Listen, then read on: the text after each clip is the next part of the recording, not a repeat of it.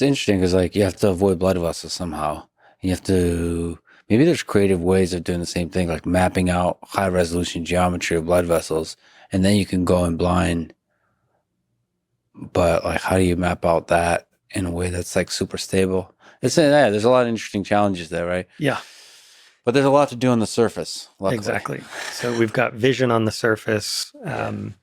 We actually have made a huge amount of progress sewing electrodes into the spinal cord as a potential workaround for a spinal cord injury that would allow a brain-mounted implant to translate motor intentions to a spine-mounted implant that can affect muscle contractions in previously paralyzed arms and legs. That's mind-blowing. That's just incredible. So like the effort there is to try to bridge the brain to the spinal cord to the peripheral nervous system. So how hard is that to do? We have that working in very crude forms in animals. That's amazing. Yeah, we've done so similar to like with Nolan, where he's able to digitally move the cursor. Here you're doing the same kind of communication, but with the actual effectors that you have. Yeah.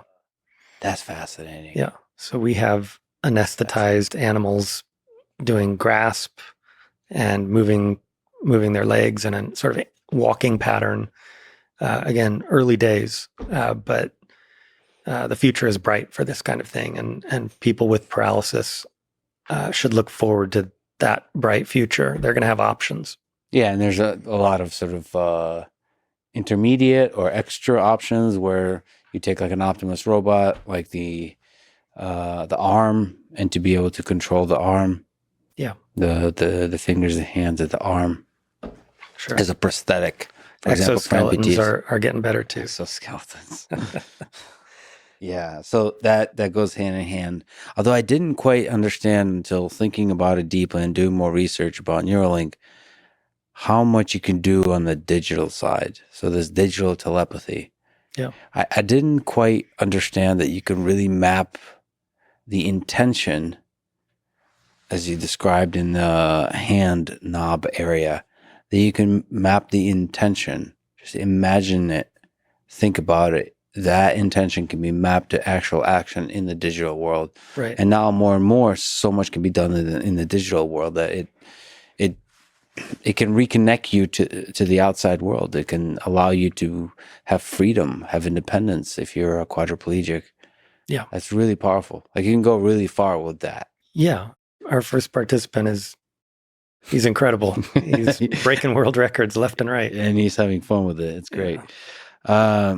Just going back to the surgery, your whole journey, you mentioned to me offline you have surgery on Monday. So you're doing surgery all the time. Yeah. Maybe the ridiculous question, what does it take to get good at surgery? Practice, repetitions. Same with anything else.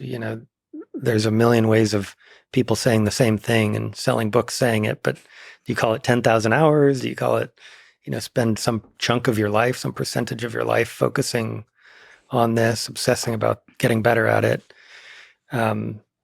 Repetitions, humility, recognizing that you aren't perfect at any stage along the way, recognizing you've got improvements to make in your technique, being open to feedback and coaching from people with a different perspective on how to do it.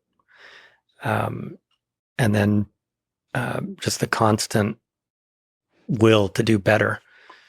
That fortunately, if you're not a sociopath, I think your patients bring that with them to the office visits every day. They, force you to want to do better all the time. Yeah, just step up. I mean, it's a real human being that you can help. Yeah. So every surgery, even if it's the same exact surgery, is there a lot of variability between that surgery and a different person? Yeah, a fair bit. I mean,